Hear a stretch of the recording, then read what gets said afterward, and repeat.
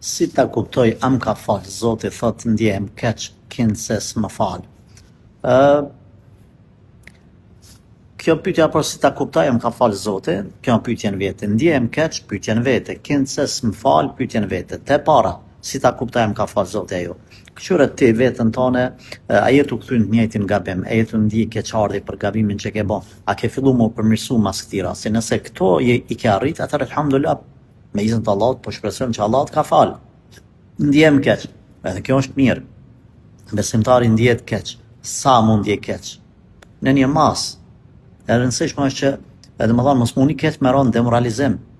Jo, me demoralizu vetën ban me ron depresion. Edhe kinë se s'më falë Zotë, kjo s'ban. Kjo në pi shejtanit. Këtu nuk ban me thonë jam unë Zotë s'më falë. Kjo në pi shejtanit. Thuj po më falë Allahit.